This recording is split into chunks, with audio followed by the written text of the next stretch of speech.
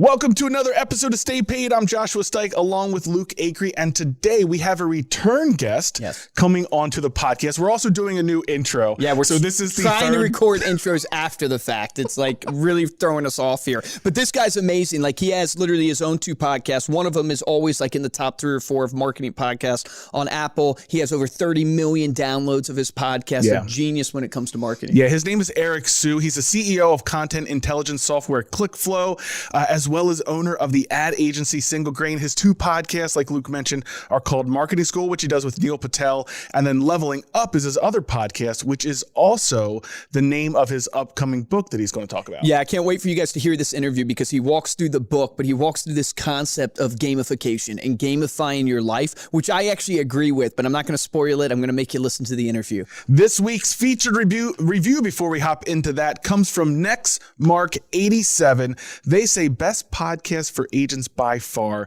5 stars. Love this podcast. Josh and Luke deliver so much marketing gold every episode and keep things entertaining as well.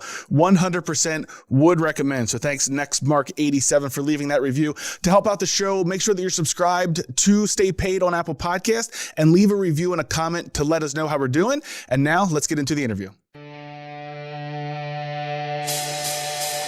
From ReminderMedia, this is Stay Paid, a sales and marketing podcast on a mission to help you close more deals and retain more business. Hosted by the VP of Marketing, Josh Stike, and ReminderMedia's president, Luke Acree. So get ready to hear the golden nuggets that will allow you to live a life of freedom tomorrow, but only if you take action today.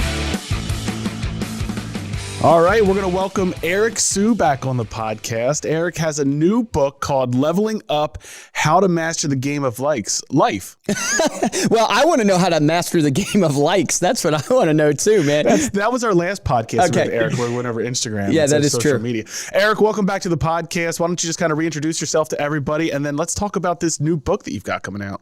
Yeah, thanks, guys. Yeah, so my name is Eric Siu. Glad to be here again. And my goal is to help level up the world through marketing, right? Tied in with the book right there, you see? So, I have a couple of marketing-related businesses, a software business, an ad agency.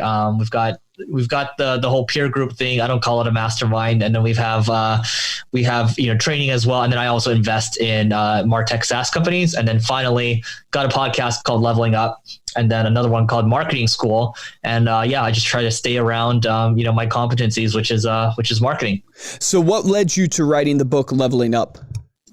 Yeah. So, I'm an avid kind of reader and learner, and I love physical books. I've tried the Kindle thing. I've tried, all the other stuff. I love audiobooks too, but I think Naval Ravikant put it really well. He's like, look, audiobooks it's like juicing. Like, you lose all the nutrients, right, when you juice. So like, I think there's a time and place for both.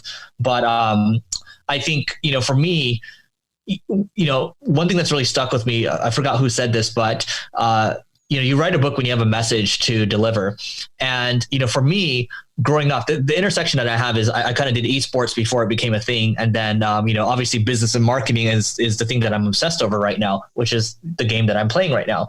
And so, you have over 3 billion people in the world that have played games, and there's a stigma tied to it. I think these people need to understand that a lot of stuff you learn from gaming, resilience, teamwork, communication, all that type of stuff actually translates to the real world, just like sports, right? So I'm sure you guys are sports fans, but look, same deal, right? When you're out there, you're playing basketball, football, or whatever, it's the same type of thing. And sports is very much a game. Video games, same type of deal. There's just a stigma tied to it. So the message here is that, hey, like, gaming actually can create leaders, and life is a game. You just play it every day. It's a lot more fun that way. I love that. Especially, you got to check out the video of this, because Eric's got his background set up with his book. And Luke actually got the video game correct in the background. All my nerds out there represent. Yeah. No, I love that idea. I mean, esports is blowing up. It is huge. It continues to rise. I think more people will be talking about it and recognizing it in the future. So I think you're kind of grabbing a wave here that makes a lot of sense. You talk about in the book this idea of life gamification, right? And how you're kind of viewing life through the ends of playing a game. What do you mean by that? And how does that benefit for everybody that's listening, their business? Yeah. So, I mean, to me, life gamification, I mean, every single day, like I wake up excited just the same way I felt when I was about 12 years old. I was playing this game called EverQuest, which is the precursor to World of Warcraft. And to me, it's, part of the game is getting power-ups. You're going out there collecting power-ups, you're getting a little stronger. And then, you're in life, it's really about habits and it's about mental models, right? And so, before I go to bed, I have all the sleep optimization stuff, right? It's to help me perform better, right? It's like my bed cools itself. The room's at 68 degrees. I have this all this crazy stuff, right? And when the day starts, I fill out my journal in the morning. It's just to optimize my brain, get me going on the right foot. And, yes, everyone talks about meditation. Everyone talks about training. Look, I'll do the meditation, I'll do my body workout, and then I'll hop on my Peloton, right? But these are little power-ups that I'm getting to get my day off to the right start. So that's one form of gamification right there. But there's also other stuff too, right? Like the stuff we're doing right now, it's figuring out, okay, like we're on this podcast right now, but beyond that, we're actually having a conversation. We're going to build a relationship. Hopefully at some point we'll meet in person, and that relationship will go who knows where, whether it's me helping or you helping, who knows, right? I think there's just elements within, especially when you think about business, the entire thing is a game. Like the founders I talk to that are, at a certain point, you just don't need any more money, right? Yep. And it's like, okay, why do you keep doing this? It's just, I enjoy the game, man. I enjoy playing. So true. And the same reason why we're doing this podcast right now, we enjoy the game. We enjoy playing. I'm curious to get your perspective on what's the measure of success in the game? Right? Because when you're playing like a finite game, like, football or something like that, you have the 4 quarters and you have the score and touchdowns and field goals and all that stuff. In this game of leveling up, how do you view life? I mean, look, it's not supposed to end. I mean, you keep playing until you die, basically. And that's the fun game, right? Like, I think when you start a business, or let's say you're playing football, there's an end in mind, right? And then, the goal is to get to the Super Bowl. And then it's kind of a zero-sum game to have to win that championship, right? And then you feel all down about it. But if you just keep enjoying the journey every single day, that journey will never end. And you just keep getting stronger and stronger, and you keep compounding over time. There's people that talk about the infinite game. Simon Sinek brought that concept back. I think it was from another guy in the 80s. But the whole idea is when you're playing the infinite game, you're trying to play long-term games with long-term people. And you're not, especially in the internet marketing world, people are too focused on short-term profits. But if you look at the best investors in the world, they have such a long-term outlook that, you hear Charlie Munger talk about deferred gratification, delayed gratification, right? The longer you can wait, the better. I think the problem we see in the world of marketing, especially, is people are jumping from project to project, from profit to profit, and they're not thinking about, how do you build a long-term culture, a long-term team, and how do you think about serving the customers, not so much me, right? And I think a good quote from Howard Marks, which is a great investor. Interestingly enough, the forward of my book is from Howard Marks, the founder of Activision, but not this one. This Howard Marks was like, look, you can, if you stay at a bus stop, eventually you'll catch a bus, but if you keep going from bus stop to bus stop, you might not ever catch one, right? And this is talking about a win, right? The bus arriving is just a win. And so I think what happens too much is too much short-termism, and it causes us to kind of have this kind of a, schizophrenic approach where you're just like, you're hopping from thing to thing. So is that a matter of patience? Like patience is waiting for that opportunity, or? Yeah. I think patience is a part of it, but obviously it's some people take it literally. I remember in the early days, I was like, oh yeah, patience. So I'm just going to sit there and do nothing. Right. Yeah. Oh yeah. Well, I think it's a mixture of patience and then persistence, right? Like you gotta, I think a lot of times in life, it's like when you hit, this is the problem for most people, is when you hit adversity, you have a choice, right? You can stay where you're at and not do anything. You can back down from that adversity, or you can find a way around it, right? You find a way through it, basically. And I think what happens to a lot of people is when they hit that adversity, they immediately go into self-doubt and they think they're on the wrong path. And so that's what causes them to jump from bus stop to bus stop is in a way, it's like a lot of times we want a reward. We want the magic formula, right? That doesn't exist. But also it comes from self-doubt. You go, man, I'm probably not doing this right. And you don't stick it out. And if you just actually stick it out, you'll end up succeeding, right? And so, at a certain point, I don't know what that line is in the sand where it's the definition of insanity when you're not having a success. But, I think a lot of people, it's persistence and patience. Yeah. Yeah, that's a really important point. I think you just talked about people jump from thing to thing because oftentimes they can't take the pain. It's like, oh, I want to build this big audience through SEO or social, this big podcast. And you realize a lot of these things take 2 to 3 years to even get to work. Same thing with the business, to even start to make a business work, unless you hit lightning in a bottle. It's typically that long of a journey. And I think one reframe I learned from kind of poker, especially, is poker teaches you a lot of pain. And the reason for that is you can bring your A game for 3 months, 6 months, 12 months at a time, and variance will catch up to you, and you could still lose for all 12 months. Doesn't matter how good you are. And so poker really humbles you, and it teaches you to kind of become unemotional when the pain comes, right? Psychological pain. And so for me, I've learned to reframe, whether you want to, this might be a little sick reframe in my mind now, but I've learned to kind of enjoy it, right? So when someone like, someone like, let's say something doesn't happen, doesn't go the way I want to, right? Or let's say someone says they turn me down for an event or something like that. So I can get angry about it, or I can say, that's great, give me more, right? And when you learn to refuel, like to turn that into fuel, you reframe that into fuel, it becomes strength, instead of thinking, oh, I'm so down, I'm so unhappy, the world sucks, and that type of stuff. And you get all down on yourself. So I think part of this book is really about constantly reframing how things are, right?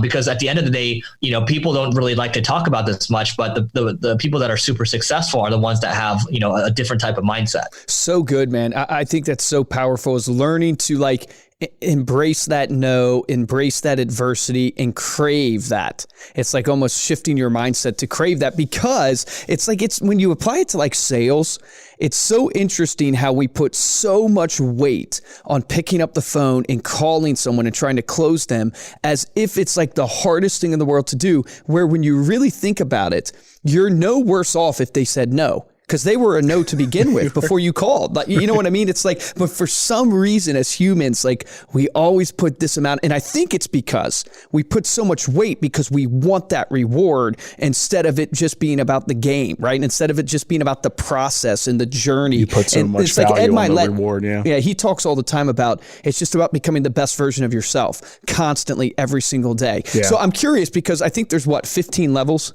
and leveling up, something like that. So can you walk us through some of the first levels and give us kind of the principles there? Yeah, sure. And before I do that, that's why the book's not called Level Up. It's called Leveling Up, because you're constantly trying to get stronger. Level up is just one level, but you're constantly, you're in the process of leveling up, right? It's just, love that. The answer, the question is, how fast is that growth rate every single day, right? And it just depends. It doesn't have to be fast. It just depends on how far you want to take it. So one of the chapters, the key chapters in the book is around thievery. And so I love that chapter because there's cognitive dissonance tied to it. So people don't like to think that they're copiers. People like to think that they're original. We take that to be very sacred. Oh, I'm original, right? But I'm holding this mouse right here. And so Apple stole the mouse from Xerox in the 70s or 80s, right? They stole the GUI, they stole the graphical user interface, and Steve Jobs himself said everything in life is just a remix. If you look at the rockets coming back from space, from SpaceX, right? The rocket design, fundamentally, it's still kind of the same foundation, but he's added which is no small feat, the ability to bring it back. And so, Picasso said great artists steal. And so the fact that those of you that are listening to this podcast right now, you're listening to draw inspiration to kind of pull it into your own, whatever thing that you're doing. Right. And so that's why I think Thievery is great. And the game I was playing when I was 12 years old, I won a championship, but these are one-on-one duels, right? First, I got destroyed in preliminaries, didn't have any strategy. Then I got lucky with timing, where I got to watch someone, and I just stole whatever they were doing. I just made it into my own, because I used to play a lot of first-person shooters, and I swept everyone else, and I won the championship. So at that age, I knew, maybe I just need to copy people, right? But people are so oh no, that's not me. So that's trying to get people to reframe and understand that it's okay to borrow and really build on the shoulders of titans. It's an incredible golden nugget. It's Tony Robbins teaches success leaves clues. And I think it's a lot of pride and ignorance that we try to go out there and we try to reinvent the wheel, instead of just going, hey, there are people that have gone before you that have done things that all you have to do is follow in those footsteps, follow those principles. You're going to naturally, by your own osmosis, by your own personality, you're going to make it a little bit your own. It's going to come across as you, but you don't have to reinvent the wheel. You don't have to create a brand new idea every single time. Just get out there and like apply this, if you're a real estate agent listening to this, a financial advisor, there are successful real estate agents making over $1 million a year right now. If I was you, I'd be looking at what those people are doing and saying, what are they doing and how do I mimic this? Well, there's also innovation comes from practicing what others have done as well. I mean, you play music, like you don't start off necessarily. At least you can play every song with 4 chords. Okay, 4 chords in maybe a fifth. That part is true, but no, you practice kind of playing the songs you like, and eventually you're like, I want to write my own. Mm-hmm. And you get influenced. Yeah. Like the influence naturally happens on you. So one of the things that you have in the book, Eric, that I want to ask you about is you've got these quests at the end of every chapter. I thought that was kind of a cool, unique spin in a book. And you're basically giving readers kind of a challenge to help them level up in that particular area that you're speaking about. What was your favorite quest in this book? Yeah, I mean, so I think for me, the one that sticks out, and it ties in with the journal that we have coming out. There's one around repetition, and I think it's actually the last one. So I think repetition is really just about building great habits. And then what happens at the end of it is saying, hey, like we give someone something to do. It's like, oh, what's something you're trying to cultivate? I'm just making things up right now. It's like, maybe you want to get better at drumming. Okay, so what's one thing you can do every day to get you started on that habit, right? And I did take this concept from Stanford professor BJ Fogg. He talks about tiny habits. And like, if you don't floss a lot, maybe you just need to floss 1 tooth per day, right? And if you're trying to, start running, maybe you just put on your running shoes, once a day, and it'll get you going on that habit. So it's building blocks basically.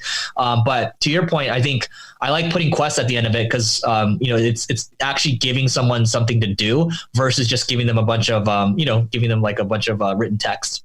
There's also something unique about the book. I'll just kind of tease it for everyone listening because I'm a bit of a gamer too, so I kind of love this stuff. But you have like special codes that you can unlock at the end of every chapter. That's brilliant. Which takes you to a website where you can plug something in. So that's pretty cool. Very creative. Yeah. Man. Yeah, well, I mean, on that one, I think if it's because we're like, we're marketing nerds here. So I was like, okay, what else can I add on top of the quest, right? Like, what else can I do? I was like, okay, let's have these little bonus videos spell out the word gamer in it, right? Yeah. And so it's you unlock one. It's GAMER, and then there's unique videos for each one, and then there's a bonus at each one too. There's like a bonus task for them, like share this on social or whatever. So I get to ask them, like I get to have 5 different call to actions too. So I thought that'd be great as a marketer. Yeah, you're funneling people in the book. It's a great business process. Yeah. If you can make something fun, and this is obviously Eric's kind of talking about this from the perspective of, I'm sure you're getting someone to fill out an email address for something, or I'm sure you're getting them to share on social media. That's generating leads, that's putting people into your list, but you're making it fun for the person on the other end to do. And you can apply that in your own marketing. If you're listening to this podcast and you are running your ads, we talk about, running Facebook ads. We talk about doing email content all the time. Think about what is actually fun that your prospect list, that your clients can interact with to enjoy. Yeah, it's so good. It's all about the client experience. So even in you writing this book, you're creating a great client experience. So I'm curious. So after someone reads the book, what's the main, takeaway that you want them to get from this? Yeah, I think it's, at its core, the book is about building habits. So there's a lot of habit books that are out there. I mean, I think here's a reframe, right? It's again, building on top of other habit books. This one is tied more towards people that, have at least played one game in their life, right? Like Duck Hunt even counts. And so, what about Bejeweled? Does Bejeweled count? Bejeweled counts, absolutely. Tetris, all these games count, man. Forgot about Bejeweled. So anyway, Minesweeper counts too. And so, what I would say is the book is intended to, the 15 power-ups are just really the beginning. It's like there's so many other power-ups in the world, or habits or mental models to build around. And there's a journal that's tied to it afterwards as well, where it's just going to say, hey, each day you're kind of tracking what you're trying to do, what you're grateful for, amazing things that happen. Because that's a journal that I fill out every single day right now. And so there's the book. And then it's like, if you want to kind of, keep habits going, you can get the journal if you want. There's no requirement. And then after that, look, my world, at least the stuff that I learn and the stuff that I teach is all around marketing and then also business. Like if you want to learn that, you can learn that, right? I don't want to be known as a course creator or a coach, right? Because I have, there's actual like other software businesses and things like that I operate. But I think it's a great, it's a great kind of vehicle to kind of wrap everything around, at least for this stuff. No, I love that. And fun fact for everybody, in my software engineering days back in school, Minesweeper, you had to code So I had to code Minesweeper. I'll see if I have to go back and find Why would you have to code Minesweeper? My version of you the coded game. it for a I class. coded the game, Minesweeper. Yeah, so that's a fun fact for everybody. That's crazy. Josh is like, why would you have to code Minesweeper? No, I love that. Here's what I would say, and I think it's so critical for people to understand, is that you just have to realize you are the sum of your habits. Like the product that you are directly flows from your habits. So everything you do every single day. And that's why I love this idea of leveling up. I love this idea that you're powering up at, like when you're doing your gratitude journaling, when you're doing these things like meditation, when you're thinking about your sleep cycle, you're consciously thinking, if I do this habit, it will get me this piece, right? It will get me this and from a product standpoint. Yeah. And it's like, I think so often we're just constantly in the motion of life and the hamster wheel of life, and we never think about what we're actually doing. And then that's why you feel like you don't have purpose. It's why you feel like, man, I don't know what I'm doing. My business is running me. I'm not running my business. All these things that we all hate. Yeah. It comes out of just your simple habits every single day. Awesome. Well, Eric, thank you so much for coming back on the podcast. Let everybody know how they can order the book. Yeah, they can go to levelingup.com. So I got the domain, or you can just go to your favorite online retailer to pick it up. And yeah, that's basically it. Dude, how'd you get that domain? Was that super expensive? You don't have to share the dollar unless you want to. No, I'll share. I didn't pay, like, in the grand scheme of things, it wasn't like I paid $1 million. I paid $4,000 for it. And then that's not bad at all. That's a great domain to buy for $4,000, man. Yeah, that's awesome. That's awesome. Well, thanks again, Eric. Thanks for having me. All right, there you have it. Thank you so much for listening. To dive deeper into this episode and get those links that we talked about on the show, you can head on over to staypaidpodcast.com. You can also check out the video of this. We mentioned earlier that you guessed the background that Eric had. I was proud of myself for that. I was super proud of you, man. If you're looking for ways to support the show, there's 2 ways we ask you to do that. First way is to head on over to Apple Podcasts, leave us a 5-star review and a comment there. And the best way is to tell a friend about the podcast. So share this episode with somebody that you know that could help them with their business. If you want to get hold of me or Luke, you can email us at podcast@remindermedia.com. And please follow us over on Instagram. We are at Stay Paid Podcast. Ariel said she's going to do 30 days of Instagram Reels coming up. So make sure you're following to check that out. For this episode of Stay Paid, I'm Joshua Stike. Guys, and I'm Luke Acre. I encourage you to listen to this interview again. Pick up the book, Leveling Up. But there was something that Eric kept mentioning in the interview that I want you to practice. He mentioned the idea of reframing your mindset, right? You want to reframe it and then use that as fuel to grow your business, to grow yourself in your life. So embrace the negative. Reframe your mindset. Every negative, every piece of adversity that you face in your life this next week, practice reframing. Practice facing that and embracing that and almost valuing that, where it drives you and it fuels you to get better. Remember, the difference between a top producer and a mediocre producer in every single business is top producers take action. Take action on that today.